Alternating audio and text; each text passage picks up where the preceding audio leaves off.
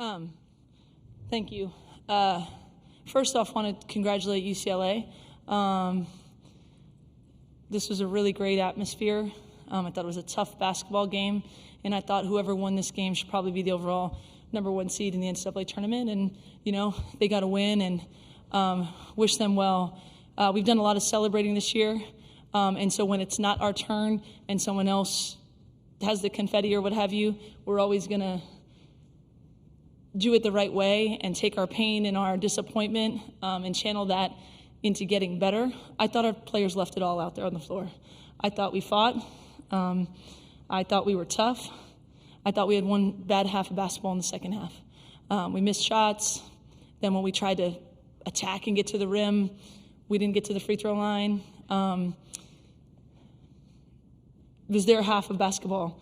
The 2 losses that we've had prior to this, I thought our team responded and really bounced forward, and that's what we'll do heading into the NCAA tournament. And my guess is this is going to make us even better, and that half of basketball will be out of us, and we'll look forward that way. So proud of our group, but we're not done. Okay, questions for the student athletes. Please raise your hand.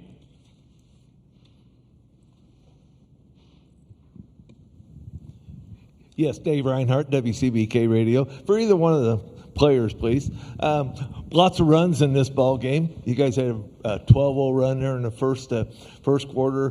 Finished out the second quarter on a 9-0 run with Hal knocking down that three-pointer. Going into the locker room up 10, momentum on your side. Back to what your coach just commented about just a tough second half. Can you put in words?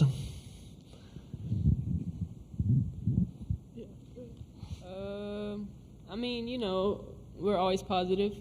I think that last 3 by Avery gave us a lot of momentum going into the third. I think we came up with the right energy. I just don't think our shots were falling, and we tried to get it back and we couldn't. So. Great. Stephen Holder, ESPN.com. For both players, everybody had the same challenge, obviously, but can you kind of describe the challenge of playing 3 games in 3 days and the fatigue associated with that and how you fight through that? Yeah, I think obviously both teams had to play 3 games in 3 days. So I don't know if that was necessarily a factor in that second half, but obviously didn't hit shots that we usually hit. And it felt like every time we missed an open look, they came down and capitalized on it. So I think we just need to do better navigating those shooting struggles and figure out how to get to the rim and get to the line. Nancy Armour, USA Today Sports, for either JuJu or Talia. How difficult is it to play a team 3 times in the same season, especially this is twice in 8 days? And while you guys were very careful not to say that you wanted to see this game, they were very much wanting to play you guys again. How much more difficult does that make it? I think it's always hard. Of course, 3 times, even 2 times. Just knowing that we've already done our scout, they've done our scout, so figuring out ways to tweak it. But we were excited to play them as well. It's not like we shy away from competition. We're always grateful to play them because they push us and we push them. So we were very welcoming to this game, and our coaches prepared us. We just we struggled in the second half. Okay, last call on questions for the players. Anything? All right, ladies, you're dismissed and go back to the locker room. Questions for Coach Gottlieb? Nancy Armour, USA Today. Lindsay, similar question. How tough is it to play any team 3 times in a row, especially when you just did it 8 days ago? Yeah, it just gives it a different feel. There's so much familiarity on both sides. I do think the 3 games in 3 days is very unique. You don't do it in the NCAA tournament. You don't do it any other time in the regular season. And, we had a closer game yesterday than they did. I mean, I think we went, 2 for 15 in the second half from 3, and I think were they 6 for 9 in the first half from 3, so they were, more efficient, but still not as good. 2 for, 6 in the second half. So, then you add that to it. It just makes for a little bit different of a feel to the whole thing. But it was heavyweight fight, and both teams, I thought, brought the intensity level for sure. Lindsay, there was an 11-minute period where the team missed 15 straight shots going into the fourth quarter, late in the fourth quarter. What do you tell the team to kind of get them out of that? If there's anything that you can say, try to get them out of that funk. So I thought that, the open threes that we get off of, how they're guarding JuJu or how they're guarding Kiki, locked and loaded, shoot it, giving them confidence. But I also told them, hey, let's be aggressive. They're in foul trouble. Let's get to the rim. And we ended up shooting 13 total free throws. So I thought they tried to do what I said, which was get to the rim, and didn't get to the line. But you got to make open shots and try to continue to give them confidence. We know we're a really good fourth quarter team typically, so I thought, of course it was deflating to miss all those shots and get a little bit ragged in the third quarter. But I thought we tried to put the foot on the gas in the fourth and just couldn't get, to where we wanted to get to, either to the rim, to the free throw line, or just get to our shots and knock them down. It happens sometimes.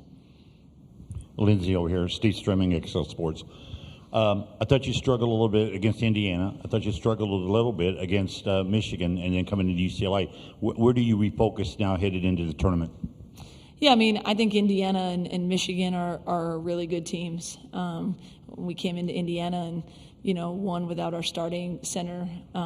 Both teams pose problems because they're good. Those are NCAA tournament teams, second round games for us, maybe Sweet 16 type games. So I thought it pushed us.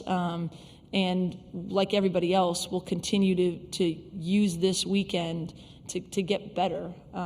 We don't want to shy away from a fight in the competition, but obviously we want to be as sharp as possible going into the NCAA tournament. Hey, Coach. Nikki Thomas from Annenberg Media. You guys had 19 turnovers this game, seemed to really struggle with them against ranked teams.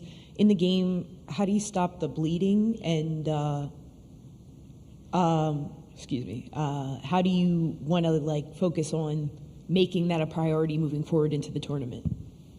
Yeah, we always want to be aggressive and play fast, but not turn it over. The pressure had something to do with it. It was both teams were playing intense defense. We turned them over 24 times. They turned over 19 times, but obviously they scored a little bit more off of it. We got 21 offensive rebounds. We turned them over 24 times. Our effort was there. We weren't that clean. And I don't know when you play a team a third time if it's ever going to look completely clean. But we never want to turn it over because we think our offense is pretty potent, But we held them to kind of the mid-60s before we had to foul. That should be enough to beat them, right? We got to take care of the ball. We got to knock down shots. We got to get to, the free throw line when we're attacking like that, and we'll be better, on the offensive end. Let's go to Yahoo, and then we'll finish up with David. Cassandra Negley with Yahoo Sports. The Big Ten does not have a lot of national championships in women's basketball. With you and UCLA, you're very promising Final Four contenders. How has this conference prepared you for a deep run like that maybe other conferences don't? Yeah, with the depth of talent in the league, and I think there'll be 12 or 13 NCAA tournament teams. We've faced NCAA tournament caliber teams night in and night out, all of whom have different styles. And then obviously we challenge ourselves in the non-conference, with UConn and Ole Miss and Notre Dame to get ready. So it's still one game at a time, but we definitely feel like our preparation is there based on the competition we faced both in the Big Ten and in our non-conference. Coach, again, in talking about runs during the ball game, the 12-0 run, the 9-0 run, another run there in that second quarter got you up by 10. And then at the end of the game, who's involved in it but JuJu? She's involved in all those 3-4 runs there. Just your thoughts on how she's a leader of this team. The kid is so good and just keeps getting better. I thought she should have been at the free throw line a little bit more tonight, but I think she commands a presence and an attention from another, top team that says we've got to do all kinds of different things, and they played some box and one, and they switched defenders on her, and yet she can still get to her scoring, and we get open looks for everybody else. And we weren't our most efficient tonight at any realm of it, but her impact on winning and, and her heart and her competitive spirit, is something else. And, you know, we've become a real team. I think maybe my favorite play of the game was probably that one at the end of the half, because she, you know, raced it down the floor, hit Ken on a dime, and Ken hit Avery on a dime. And that's a sophomore and 2 freshmen, you know, and I think they've galvanized, you know, around one another. But obviously her excellence is on display, and it's got its handprints all over everything that we've done and will continue to do. Coach, thank you very much. Congratulations on a great season, and we wish you nothing but the best of luck when the Thank NCAA you. tournament starts. Appreciate it. Thank you.